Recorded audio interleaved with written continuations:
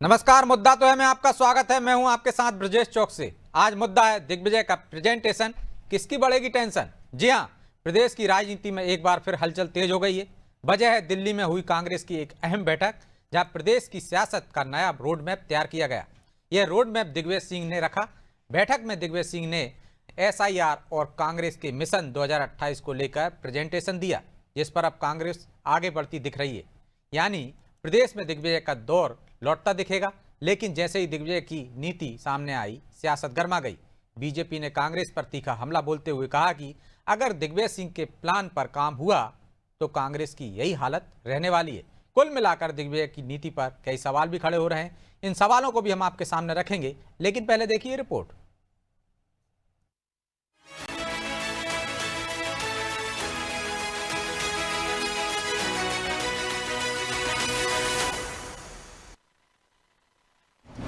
दिल्ली में कांग्रेस ने बनाई रणनीति, MP में फिर चलेगी दिग्विजय की नीति।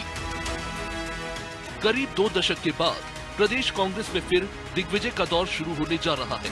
ये तस्वीरें इसकी बानगी है। प्रदेश में कांग्रेस को कैसे मजबूत किया जाए, इसका ब्लूप्रिंट कांग्रेस के चाणक्य माने जाने वाले दिग्विजय सिंह ने तैयार किया है। दिल्ली में दिग्विजय ने SIR और कांग्रेस के मिशन 2028 को लेकर प्रेजेंटेशन दिया है। उन्होंने जनता को जोड़ने और कांग्रेस के कार्यकर्ताओं को फिर से सक्रिय करने एक प्लान पार्टी के सामने रखा। इसमें प्रत्येक बूथ से मंडल तक पदयात्रा समेत 2026 में एक विधानसभा का कांग्रेस नेता द्वारा दौरा करना शामिल है। इसके अलावा PCC चीफ 230 विधानसभा का दौरा भी करेंगे। लेकिन दिग्विजय की इन रणनीति पर अब सियासत गर्मा गई है। बीजेपी ने कांग्रेस और दिग्विजय सिंह पर जोरदार हमला बोला। जाहिर है कि बीजेपी तो दिग्विजय को बंटाधार बताकर कांग्रेस पर तंज भी कसती है, लेकिन इस बार क्या कुछ कहा वो सुनिए। देखिए, ये बहुत अच्छा है कि मध्य प्रदेश में कांग्रेस को बचाने का प्रेजेंटेशन दिग्विजय सिंह जी देते हैं। जब जब वो कांग्रेस का बचाने का प्रेजेंटेशन और प्रेजेंटेशन पर चर्चा और चर्चा पर उनकी कार्रवाइयाँ होती रहेंगी, कांग्रेस इसी प्रकार की चलती रहेगी। कांग्रेस में संगठन गठन इनका कोई महत्व नहीं है। वहाँ केवल पट्टावाद और परिवारवाद चलता है। एक गुरु के चेले और फिर उनके तमाम प्रकार के अनुयायी, जिन्हें दूसरी भाषा में, राजनीतिक भाषा में पट्टे कहा जाता है, वो कुछ परिवार, यही कांग्रेस है। बाकी काय का संगठन और काय के जनाधार। कांग्रेस में फिर लौटता दिग्विजय का दौर सियासत को गरमाने की वजह भले ही बन गया हो, लेकिन कांग्रेस में इसको लेकर उत्साह देखा जा रहा है। कांग्रेस नेता ने दिग्विजय सिंह की इस पॉलिसी को सही बताते हुए कहा कि पब्लिक रीच आउट वाले कार्यक्रम कांग्रेस के लिए जरूरी है। इससे निश्चित तौर पर कांग्रेस को लाभ मिलेगा। माननीय दिग्विजय सिंह जी मध्य प्रदेश ही नहीं, पूरे देश के अनुभवी नेताओं में गिने जाते हैं। प्रदेश कांग्रेस के अध्यक्ष रहते हुए पूरे प्रदेश का उन्होंने दौरा किया, एक एक कार्यकर्ता से रूबरू हुए और उन्होंने मध्य प्रदेश में सरकार बनाई, मुख्यमंत्री बने, दूसरी बार फिर मुख्यमंत्री बने। तो उनके साथ ढेर सारे अनुभव जुड़े हुए हैं। अगर कांग्रेस को वह मार्गदर्शन देते हैं, कांग्रेस अगर उसका अनुसरण करती है, तो निश्चित कांग्रेस को फायदा होना है, इसमें कोई दो मत नहीं है। तो भारतीय जनता पार्टी के पेट में दर्द क्यों हो रहा है? एकाएक दिग्विजय सिंह का इस तरह से एक्टिव होना कई मायनों में अहम है और इस पर भी कई सवाल उठ रहे हैं। अगर प्रदेश कांग्रेस में दिग्विजय का दौर लौट रहा है तो पटवारी का क्या होगा और क्यों कांग्रेस आलाकमान को अपने पुराने नेता के प्लान पर ही लौटकर आना पड़ा? क्या दिग्विजय की नीति पटवारी की रणनीति पर भारी है? खैर, 2018 में जब कमलनाथ की सरकार बनी तो उस वक्त ये आरोप लगते थे कि पर्दे के पीछे से दिग्विजय ही सरकार चला रहे हैं। लेकिन अब देखना दिलचस्प होगा कि दिग्विजय का प्लान MP के मैदान में कितना कारगर साबित होगा और इससे किसे नफा और किसे नुकसान होगा। ब्यूरो रिपोर्ट, अनादि TV।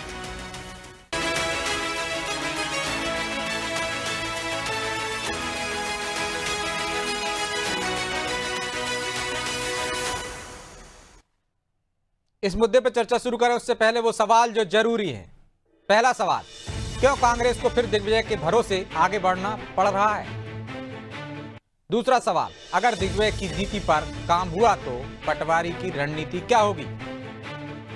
तीसरा सवाल, बीजेपी को ऐसा क्यों लग रहा है कि दिग्विजय का एक्टिव होना उसके लिए फायदेमंद है? चलिए इन सवालों के साथ इस मुद्दे पर चर्चा शुरू करते हैं और चर्चा में हमारे साथ जुड़ गए हैं बीजेपी प्रवक्ता राजपाल सिंह सिसोदिया, कांग्रेस प्रवक्ता आनंद जैन कासलीवाल और वरिष्ठ पत्रकार राजीव खंडेलवाल। आप तीनों का बहुत बहुत स्वागत है। और आनंद जी, शुरुआत आपसे ही करते हैं। पहला सवाल मेरा है कि क्यों कांग्रेस को दिग्विजय के भरोसे ही आगे बढ़ना पड़ रहा है, क्योंकि पीढ़ी परिवर्तन कर चुके हैं आप। और दूसरा, जो बीजेपी कह रही है कि इसी तरह दिग्विजय सिंह प्रेजेंटेशन देते रहे, नीति बनाते रहे, तो कांग्रेस के हालात ऐसे ही रहेंगे जैसे हैं, क्योंकि वहां पे पट्टावाद चलता है, परिवारवाद चलता है, ना संगठन है ना कोई नीति है। दिग्विजय सिंह जी हमारे कांग्रेस के वरिष्ठ नेता हैं, 10 साल मुख्यमंत्री रहे हैं, राज्यसभा सदस्य रहे हैं और कांग्रेस के वरिष्ठतम उस नेताओं में गिने जाते हैं। तो अगर उन्होंने कोई प्रेजेंटेशन दिया है तो सोच समझ के दिया है, उनके भरोसे थोड़ी है।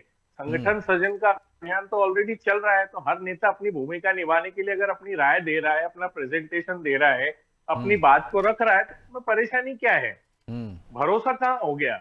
उमंग सिंगार जी अपना काम कर रहे हैं, जीतू पटवारी जी अपना काम कर रहे हैं, राहुल भैया अपना काम कर रहे हैं, उसके बाद दिग्विजय सिंह जी अपना काम कर रहे हैं, कमलनाथ जी अपना काम कर रहे हैं। तो हर नेता, हर कार्यकर्ता पार्टी को मजबूत करने के लिए अगर कोई बात रखता है तो उसमें परेशानी क्या है? इसमें भरोसा कहाँ हो गया? जिसकी बात अच्छी होगी संगठन को मजबूत करने की, वो इम्प्लीमेंट होगी। हर संगठन में, हर कंपनी में, प्राइवेट सेक्टर में भी ये सब चीजें होती है कि अगर कोई राय देता है तो उसकी बात को महत्व दिया जाता है, और वही कांग्रेस पार्टी हमेशा करती है, चाहे कोई नेता हो या कार्यकर्ता हो। संगठन सृजन अभियान में तो ये चल ही रहा है, हर क्षेत्र की समीक्षा होती है, हर डिपार्टमेंट की समीक्षा हो रही है, हर डिपार्टमेंट के राय ली जा रही है कि संगठन को हम कैसे मजबूत करें। तो ये कोई बहुत बड़ा विषय नहीं है जिसको अपन लोग इस तरह से बीजेपी तंज कस रही है। और रही बीजेपी की बात, तो बीजेपी को सबसे ज्यादा अगर परेशान किया है किसी ने तो दिग्विजय सिंह जी हैं। एक राहुल गांधी और एक दिग्विजय सिंह, ये दो नेता ऐसे हैं जिनको बीजेपी हमेशा परेशान करती है। 2018 में दिग्विजय सिंह जी ने नर्मदा परिक्रमा की थी, उसके बाद ही कांग्रेस की सरकार इस मध्य प्रदेश में बन पाई थी, क्योंकि उनका बहुत बड़ा योगदान उस यात्रा के साथ था।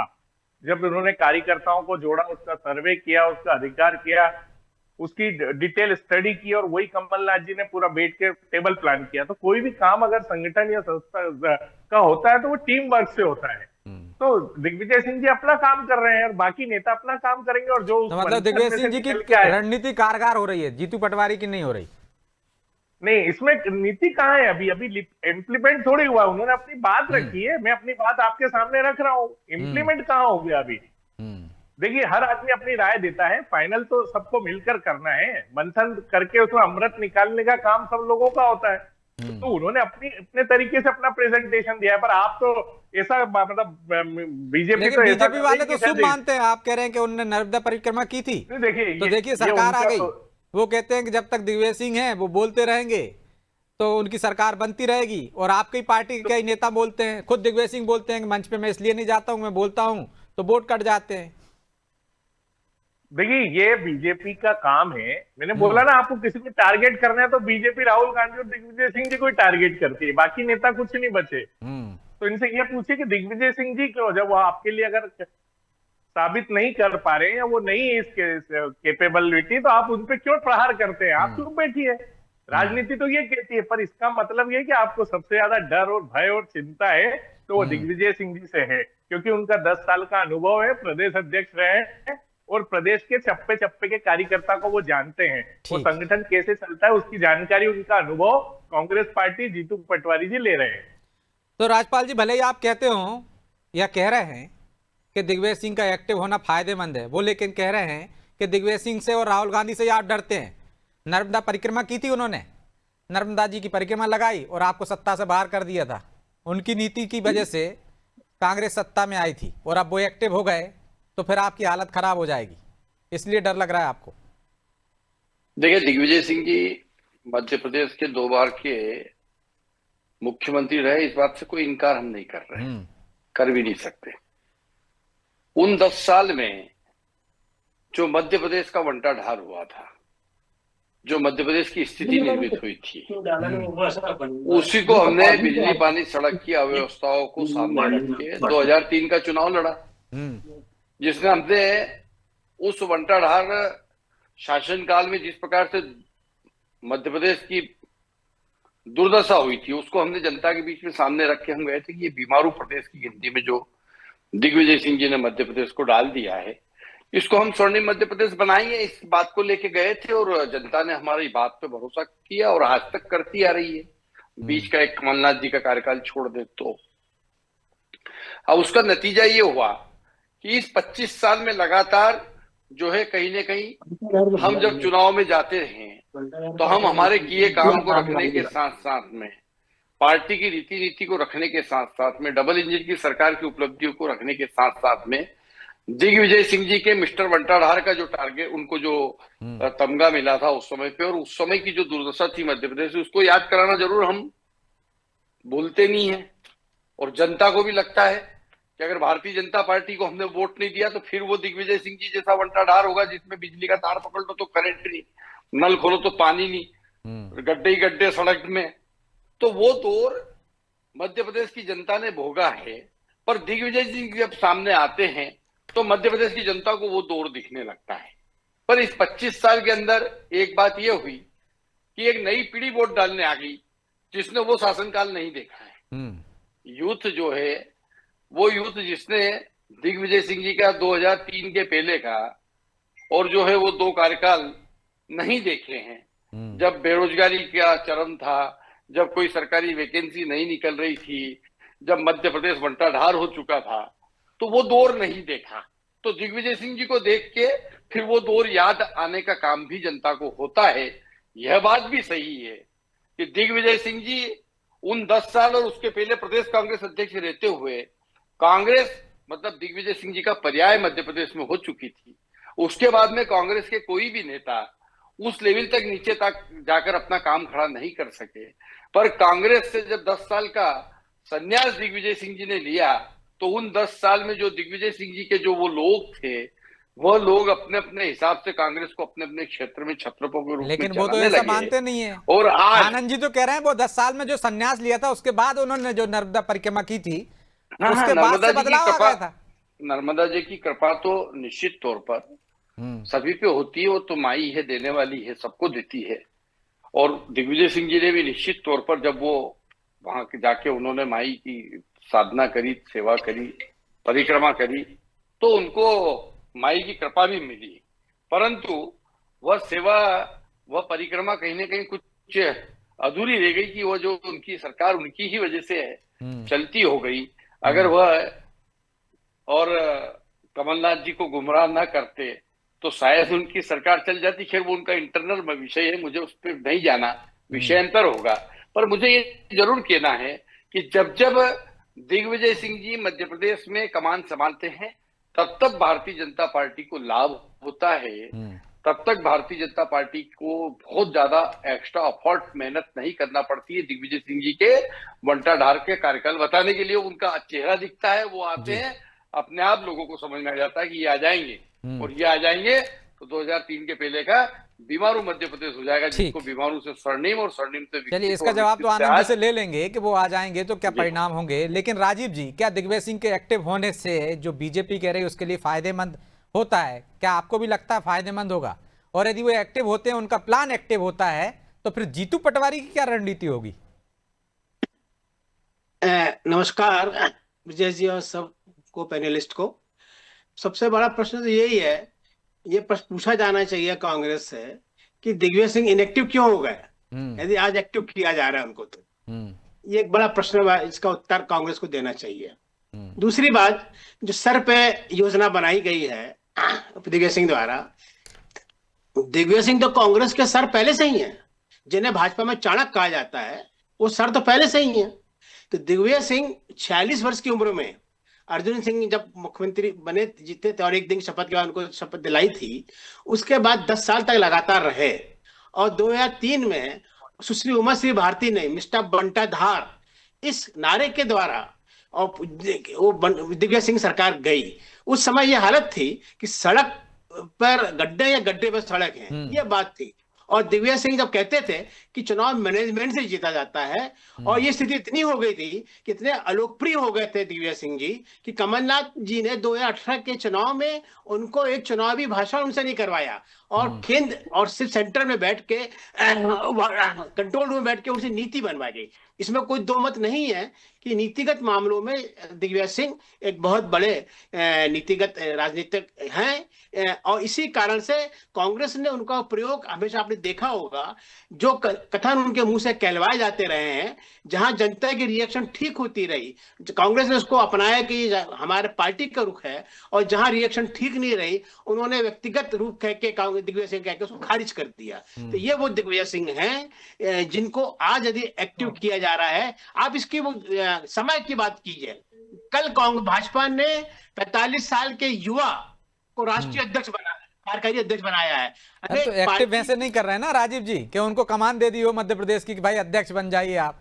भाई उनकी नीति को कह रहा हूं, मेरा मतलब है एक राष्ट्रीय पार्टी जिससे आपका मुकाबला करना है, वो राष्ट्रीय पार्टी अपनी नीति को युवा नेतृत्व में दे रही है, और एक पार्टी दूसरी जो 140 साल पुरानी पार्टी है जिसने स्वतंत्रता आंदोलन में आंदोलन लिया, आज उसकी यह मजबूरी हो गई है कि युवा नेतृत्व की पास की कमी होने के कारण उसे उस पुराने दिग्विजय सिंह को लाने पड़ रहा है, जिसके बाबत कमलनाथ जी का ओपिनियन क्या था और राजनीति में उन्होंने 2018 के चुनाव में किस तरह से उपयोग किया, ये सबके सामने है चौकसे जी।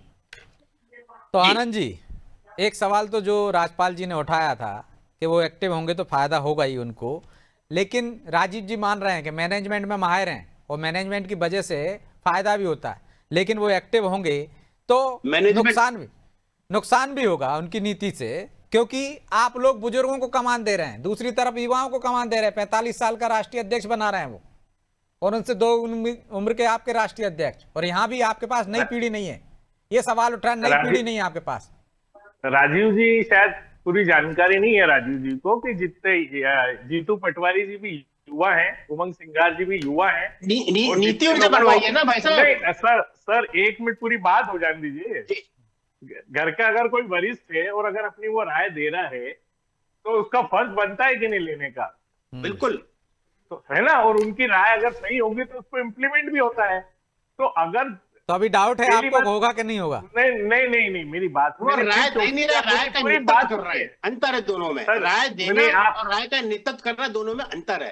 अरे सर मेरा प्रेजेंटेशन है तो मैं ही दूंगा ना, अगर मैंने कोई पार्टी के लिए प्रेजेंटेशन बनाया तो मैं ही प्रेजेंट करूंगा ना। और रही बात, तो 10 साल इनएक्टिव नहीं थे, वो हमेशा राजनीति में आज तक भी एक्टिव है दिग्विजय सिंह जी। आपको ये कब कहा कि 10 साल वो राजनीति से बाहर हो गए थे? वो तो उस समय हुए थे जब उन्होंने खुद कहा था कोई पद नहीं लूंगा मैं, तब एक तरह से वो काम तो पार्टी के लिए किया था ना। हाँ, और कोई भी संगठन हो, उसका वरिष्ठ व्यक्ति अगर अपनी राय दे रहा है और उसमें अगर संगठन का फायदा है तो उसमें बुराई क्या है? राजीव जी ये तो बताइए, आपकी उसमें परेशानी क्या है? मैंने ये कहा ही नहीं कि बुराई है, आपने ये कहा कि दिग्विजय सिंह को पुनः एक्टिव किया गया है, पुनः सक्रिय किया गया है उनको। ये मीडिया और भारतीय जनता पार्टी का परसेप्शन है कि उनको एक्टिव किया गया है। वो शुरू से एक्टिव है, वो शुरू से एक्टिव है। उस परसेप्शन को तोड़ने का काम भी आपका है। अरे मीडिया गलत परसेप्शन बना रहा है, तो ये मीडिया को कहाँ आ गया? मीडिया तो जो हो रहा है वही दिखा रहा है भाई। नहीं मैं ये मीडिया अगर हमने क्या कर दिया? मीडिया ने क्या गलत दिखा दिया कि आपने एक्टिव नहीं करे, इनएक्टिव थे और एक्टिव कर दिया? हमने तो कहा कि बीजेपी जो कह रही, राजीव जी भी वही कह रहे हैं, कहती वो एक्टिव होंगे तो फायदेमंद बीजेपी के लिए होंगे, क्योंकि मिस्टर भंडारकर का टैग लगा है उन पर। ब्रजेश जी आप क्यों एक्टिव आदमियों को इनएक्टिव बना रहे हैं भाई? 10 साल से एक्टिव है पिछले उनको। तो बीजेपी कह रही कि इतने एक्टिव हैं कि सरकार में भी वो ले आए और सरकार से बाहर करने का काम भी उन्होंने किया, इतने एक्टिव हैं। वो तो राजपाल जी कह रहे हैं। बीजेपी को तो सब चीजों की जानकारी है, इन्होंने हमारे विधायक तोड़े, हमारे पार्टी को तोड़ा, वो नहीं बोलेंगे। काली पोती प्रदेश के नाक पे वो नहीं बोलेंगे, क्योंकि वहां तो ये सती सावित्री जैसी बात कर रहे हैं कि इन्होंने तो कुछ किया ही नहीं, जो किया कांग्रेस ने किया। अरे भाई अगर आप इतने अनुशासन में थे तो हमारी पार्टी के लोगों को क्यों लिया आपने? आपकी सरकार वैसी बना लेते आप जनता के बीच। घर में झगड़े होंगे तो बाहर वाला सुनेगा कि नहीं सुनेगा? आपके रिश्वत देने वाले लेने वाला सड़क के बाहर दिए जाते हैं कुछ बर्तन आजकल। तो हमने तो कहाँ रिश्वत दी सर? बीजेपी ने रिश्वत लेके सरकार तोड़ी ना। रिश्वत देने वाला और लेने वाला दोनों अपराधी होते हैं, उसी प्रकार तोड़ने वाला और टूटने वाला दोनों को नुकसान टूटने वाले जब होता है जब दोनों पकड़े जाए। बिल्कुल ठीक कह रहा है, तोड़ना नहीं चाहिए। और उसमें मैं भी एक आपसे नियम सहमत है हूं कि रिश्वत दे रहे हैं आप और आपने सूचना दे दी है तो आप अपराधी नहीं है।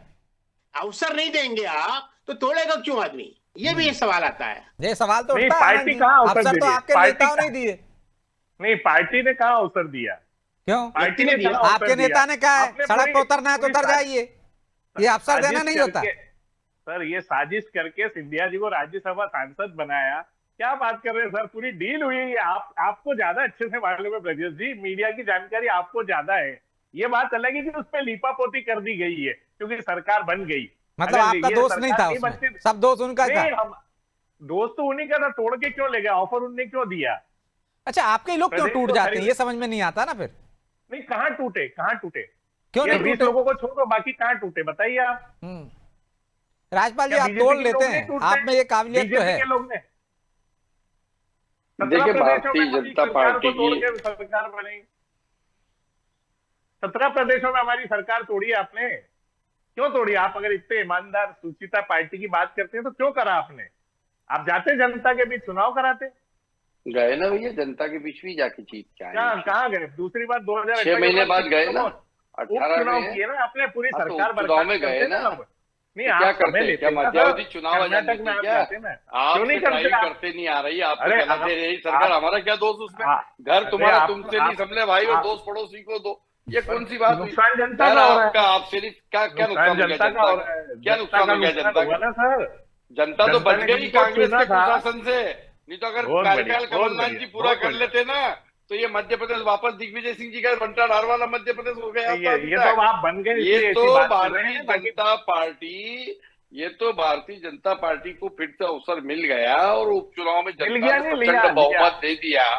लिया तो लिया, निश्चित लिया। तौर पर हम आप ये बोले। कह सकते हैं, उसमें हमारे लोग आज थे, हम जिनको निश्चित वजह तौर से पर ये आपको कह बहुमत सकते मिला। हैं। और उसके बाद तो भारतीय फिर वो जनता बात पार्टी को पुरानी तो हो गई। बहुमत उसके बाद मिला तो ही फिर नहीं आम था। चुनाव हो गए और आम चुनाव में आप और सिमट गए, और फिर उसके बाद लोकसभा के आम चुनाव हो गए जिसमें आपकी कांग्रेस को शून्य मिल गया। अरे अभी भी यथार्थ में जियो साहब, वास्तविकता में जियो।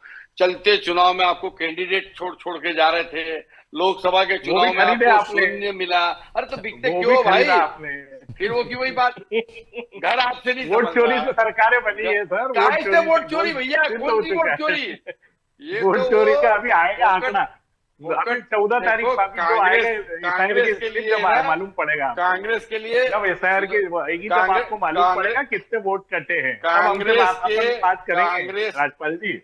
कांग्रेस के लिए बहुत अच्छा बोला अभी सुधांशु जी ने, कल परसों ही बोला राहुल जी के लिए वोट चोरी के ऊपर, कि ये जो फोकट चंद वाली बात है, कहां से वोट चोरी हो गई? बिहार के चुनाव की बात करें तो पिछले 25 साल के आंकड़े में आपकी जमानत जब्त हो रही, लगातार सीट कम होते होते पिछली बार 4 सीट थी और बोले वोट चोरी हो गए। अरे थे कहां वोट आपके पास जो चोरी हो गए?